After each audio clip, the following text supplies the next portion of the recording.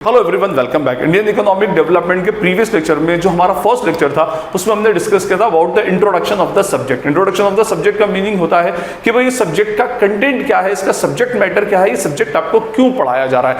और फिर मैंने आपको सारे जो टॉपिक्स हैं इस स्पेसिफिक इंडियन इकोनॉमिक डेवलपमेंट के, उन सारे टॉपिक्स का एक इंट्रोडक्टरी ओवरव्यू दिया था कि भाई इसके अंदर हमें ये टॉपिक्स एक्चुअली पढ़ना है और किस तरह से हमारी इंडिया की इकोनॉमिकल जर्नी जो है बिफोर इंडिपेंडेंस और इंडिपेंडेंस के बाद में ये हमें पूरी की पूरी पढ़ाई जाएगी। फाइन। अब देखिए इस लेक्चर से हम स्टार्ट करेंगे हमारा topic number 1, Indian economic development का टॉपिक नंबर 1। और टॉपिक का नाम है Indian economy on eve of independence, कि हमारी Indian economy, state of Indian economy before independence means Britishers के पीरियड के दौरान पर एक्चुअली क्या थी। फाइन। अब ये हमारा चैप्टर नंबर 1 का इंट्रोडक्टरी मींस फर्स्ट लेक्चर है, तो इसमें हम देखेंगे कि state of Indian economy during pre British period and during British period. के प्री ब्रिटिश पीरियड में इंडियन इकोनॉमी की हालत क्या थी और ब्रिटिशर्स के आने के बाद इंडियन इकोनॉमी की हालत क्या होगी, ताकि आप एक कंपैरेटिव स्टडी कर सकें कि किस तरह से ब्रिटिशर्स ने हमारी इंडियन इकोनॉमी को एक्चुअली एक्सप्लॉइट किया।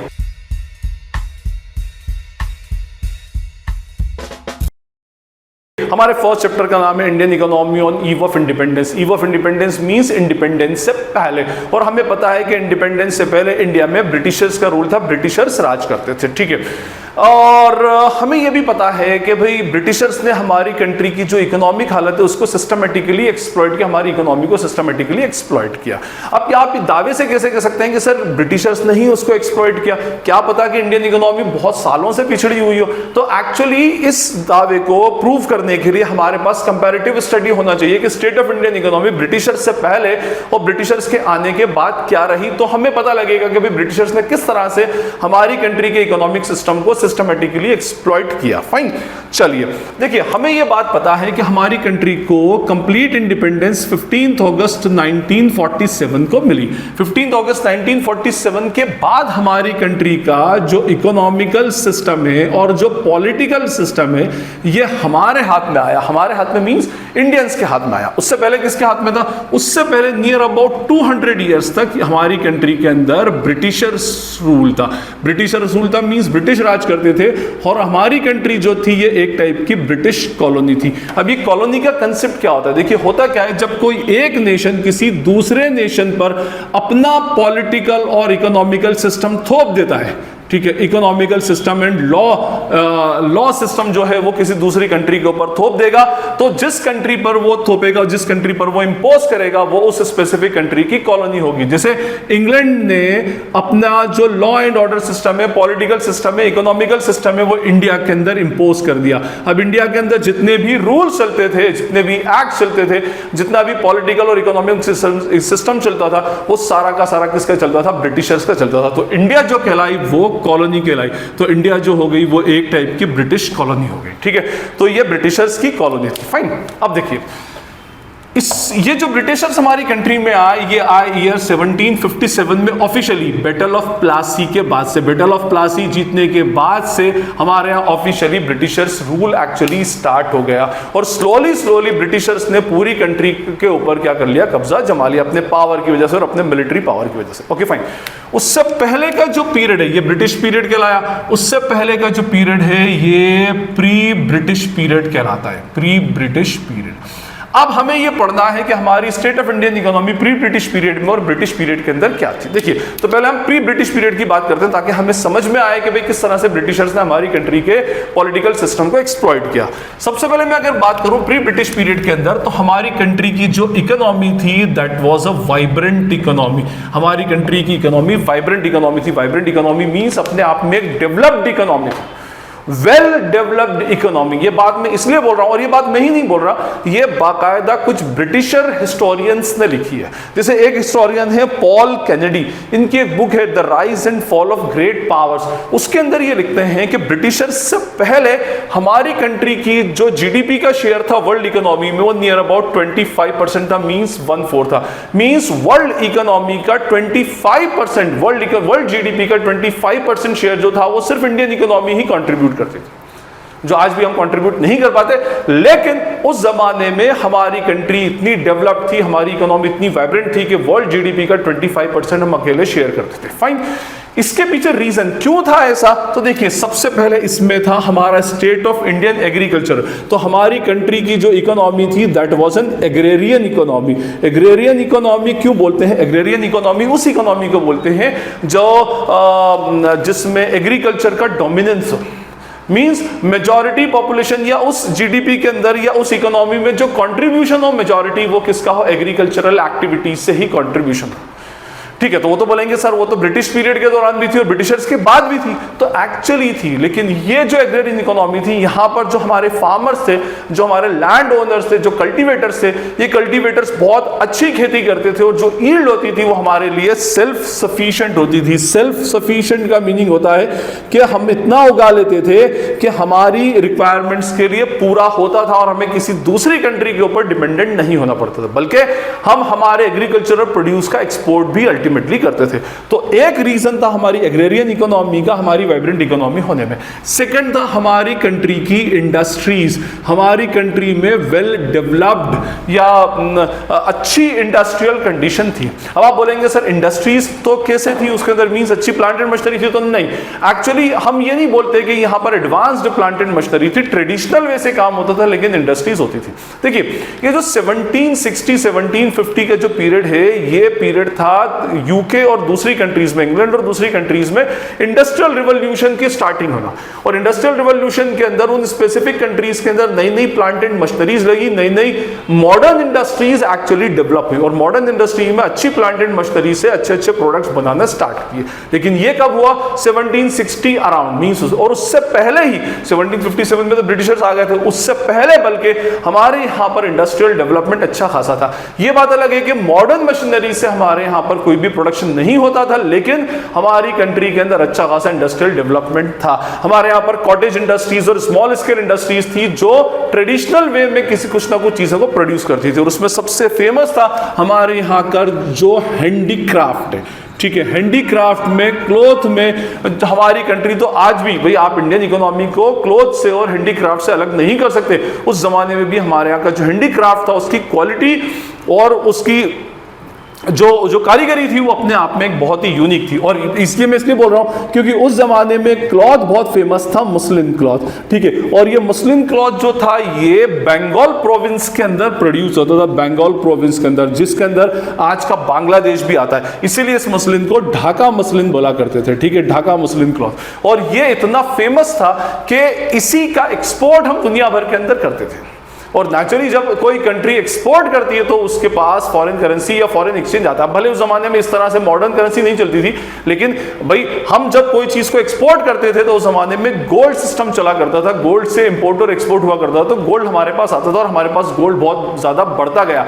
इसलिए हमारी कंट्री को सोने की चिड़िया बोला जाता है, क्योंकि हम इतना सारा एक्सपोर्ट करते थे कि वर्ल्ड वाइड जो गोल्ड था वो हमारे पास आना स्टार्ट हो गया। ठीक है, तो पहला हमारी जो इंडस्ट्री थी ये थी। उसके अलावा जो हम बात कर रहे हैं अबाउट द इंटरनेशनल ट्रेड। ठीक है, तो अब ये इंटरनेशनल ट्रेड का मीनिंग होता है इंपोर्ट एंड एक्सपोर्ट। तो मैंने अभी आपको बता दिया कि हम क्या करते थे, एक्सपोर्ट ऑफ हैंडीक्राफ्ट आइटम करते थे। हैंडीक्राफ्ट आइटम्स मींस ये जो मसलिन क्लॉथ है, इसके अलावा दूसरे सिल्क क्लॉथ्स हैं और दूसरे कॉटन क्लॉथ है, ये हमारी कंट्री से ही बाहर जाता था। चरखे के ऊपर वो बेसिकली काम अल्टीमेटली होता था। फाइन, तो हम यहाँ से जितने भी हैंडीक्राफ्ट आइटम था, ये फाइन पीस ऑफ हैंडीक्राफ्ट था। उधर कश्मीर की शॉल्स थी और दूसरी चीजें थी, मींस हाथ की कारीगरी के थ्रू हम क्या करते थे, उन गुड्स को प्रोड्यूस करते थे और वर्ल्ड वाइड उसका बहुत ज्यादा फेम था और हम एक्सपोर्ट करते थे। एक्सपोर्ट करते थे तो दुनिया का गोल्ड हमारे पास स्लोली कलेक्ट होना स्टार्ट होता था। अच्छा, इसके अलावा हमारी कंट्री की जो जेम्स एंड ज्वेलरी थी, जेम्स एंड ज्वेलरी का मीनिंग होता है हमारी कंट्री में अच्छे कारीगर थे, ज्वेलरी मेकिंग के लिए बहुत अच्छे जो क्राफ्ट्समैन थे वो बहुत अच्छे थे, और पूरी दुनिया से हमारी कंट्री में ज्वेलरी के ऑर्डर्स आया करते थे। और ये ज्वेलरी के ऑर्डर्स आप अगर इंडियन हिस्ट्री देखेंगे तो ये काफी लंबे लंबे पीरियड के लाते थे, कम से कम 1 साल के लिए वहां से पूरा का पूरा शिप चलता था ऑर्डर्स लेकर के और मनी लेकर के, यहाँ पर पेमेंट होता था। फिर यहाँ पर 5-6 मंथ के अंदर उस स्पेसिफिक ज्वेलरी को हमारे यहाँ के कारीगर डिजाइन करते थे, फिर बाहर 1 साल के बाद में बेचते थे। फाइन, तो कहने का मीनिंग अल्टीमेटली ये कि हमारे यहाँ की James and jewellery, mining industries और दूसरी बहुत सारी ऐसी इंडस्ट्रीज थी जो हमारे यहाँ पर डेवलप थी, और डेवलप्ड होने की वजह से हम इंटरनेशनल ट्रेड करते थे, मींस एक्सपोर्ट हमारे यहाँ का बहुत अच्छा था।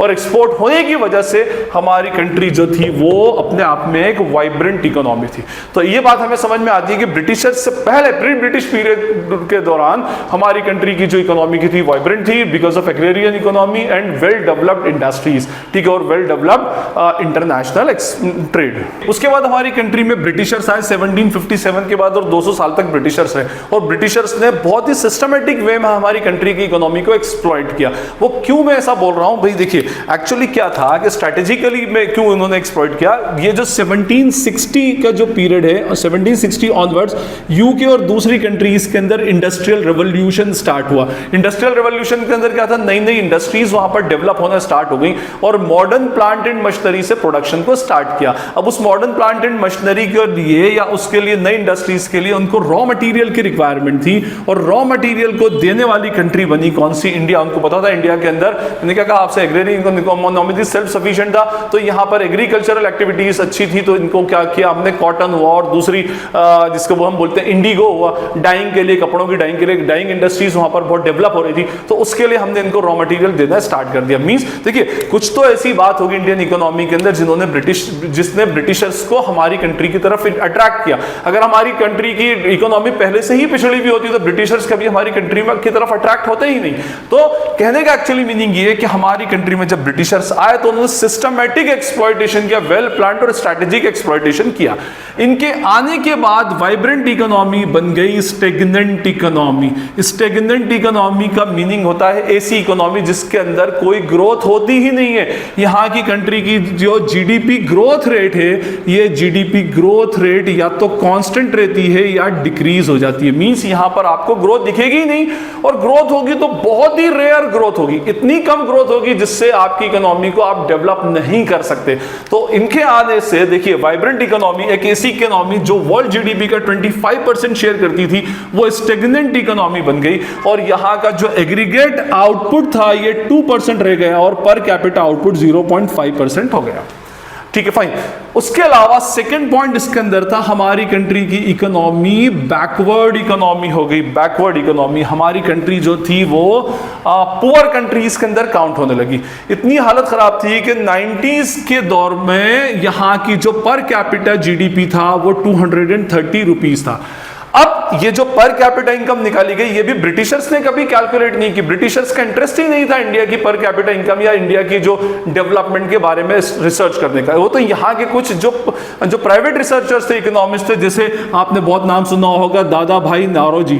तो दादा भाई नौरोजी ने कुछ रिसर्च पेपर लिखे और उसके अंदर हमारी कंट्री की जो जीडीपी का कैलकुलेशन हुआ, पर कैपिटा इनकम और नेशनल इनकम का कैलकुलेशन किया। उसके अलावा वी राव जो थे उन्होंने और बहुत सारे जो इकोनॉमिस्ट थे इन्होंने अपने पर्सनल लेवल के ऊपर, इंडिविजुअल लेवल के ऊपर हमारी कंट्री की नेशनल इनकम और पर कैपिटा इनकम का कैलकुलेशन अल्टीमेटली किया।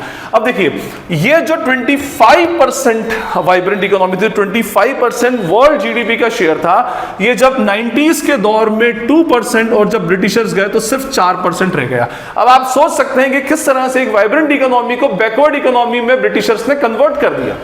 सिस्टमैटिक वे में और स्ट्रेटेजिकल वे के अंदर इसको कन्वर्ट कर दिया। 25% जिस कंट्री का शेयर ऑफ जीडीपी था उसको सिर्फ 2% और 4% पर लाकर खड़ा कर दिया। तो हमें समझ सकते हैं कि ब्रिटिशर्स के आने से हमारी कंट्री के स्टेट ऑफ इकोनॉमी बुरी तरह से एक्सप्लॉइट हुई। उसके बाद हमारा जो थर्ड पॉइंट है वो डोमिनेंस, एग्रीकल्चर डोमिनेंस था। एग्रीकल्चर डोमिनेंस का मीनिंग होता है हमारे यहाँ की जो मेजॉरिटी पॉपुलेशन थी वो मेजॉरिटी पॉपुलेशन हमारे यहाँ पर एग्रीकल्चरल एक्टिविटीज के ऊपर डिपेंडेंट थी। अब आप बोलेंगे सर पहले भी तो एग्रेरियन इकोनॉमी आपने बताया, यहां पर भी तो एग्रीकल्चर के ऊपर डिपेंडेंट थी। यस ऑफ कोर्स थी, लेकिन अब आप देखिए मिसमैच डेटा का कैसा है। यहां पर नियर अबाउट 72% पॉपुलेशन जो थी, जिसको हम क्या बोल सकते हैं 3/4 पॉपुलेशन, ये एग्रीकल्चरल एक्टिविटी के अंदर इन्वॉल्व थी। लेकिन हमारी कंट्री का जो एग्रीकल्चर टू जीडीपी रेशो था वो नियर अबाउट 50% ही था। अब आप देख सकते हैं कि एक कंट्री जिसके 72%, more than half population, 3/4 population जो है वो एग्रीकल्चरल एक्टिविटीज में इन्वॉल्व, वहां से जो एग्रीकल्चर टू जीडीपी रेशो होता है, मींस जीडीपी में एग्रीकल्चर का कंट्रीब्यूशन था वो सिर्फ 50% था।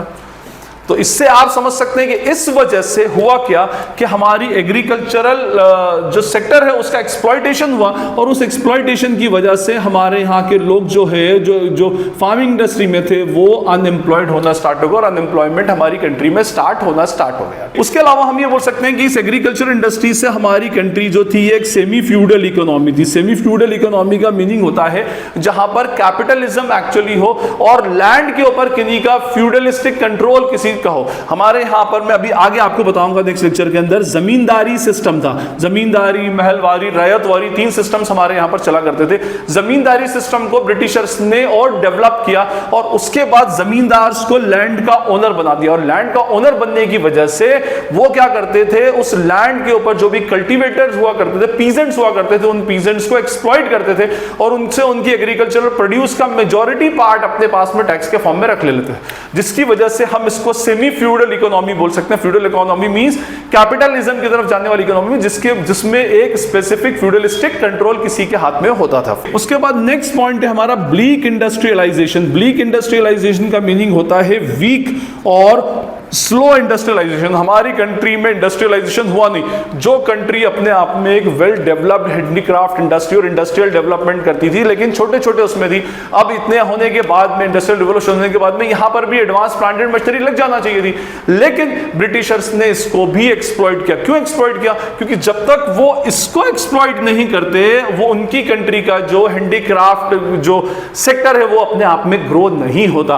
तो उन्होंने स्लोली इस तरह की पॉलिसीज लगाना स्टार्ट की, इस तरह से स्ट्रैटेजीज बनाना स्टार्ट की, जिसकी वजह से हमारे यहाँ की इंडस्ट्रीज बुरी तरह से खत्म हो गई। अब उसकी वजह से प्रॉब्लम ये हुआ कि हमारे यहाँ पर जो अनएम्प्लॉयमेंट था, जो लोग हमारे यहाँ पर इसमें लगे हुए थे, इंडस्ट्रियल वर्किंग्स के अंदर लगे हुए थे, वो अनएम्प्लॉयड होना स्टार्ट हो गया, क्योंकि ब्रिटिशर्स ने इसको बुरी तरह से एक्सप्लॉइट कर दिया था। नेक्स्ट पॉइंट है हमारा heavy dependence on import. Import के ऊपर हमारी कंट्री बुरी तरह से डिपेंडेंट थी। इंपोर्ट के ऊपर क्यों डिपेंडेंट हो गई? जो कंट्री पहले एक्सपोर्ट करती थी, जिसका फॉरेन ट्रेड में एक्सपोर्ट हुआ करता था, वो इंपोर्ट के ऊपर डिपेंडेंट हो गई। इंपोर्ट पे डिपेंडेंट में सबसे पहली बात ये हुई कि हमारी कंट्री में कोई कैपिटल गुड्स का मीनिंग होता है प्लांट एंड मशीनरी हमारे यहाँ पर मैन्युफैक्चर नहीं होती थी, और हम प्लांट एंड मशीनरी के लिए दूसरी कंट्री के ऊपर डिपेंडेंट होने लगे। और दूसरी कंट्री में भी जब ब्रिटिशर्स थे, तो ब्रिटिशर्स ने अपनी कंट्री के अलावा कहीं और से प्लांट एंड मशीनरी को इंपोर्ट करने को रेस्ट्रिक्ट कर दिया, और वहां से जो प्लांट एंड मशीनरी आती थी उसके ऊपर भी बहुत हेवी ड्यूटी लगती थी, तो वो अल्टीमेटली बहुत महंगी पड़ती थी।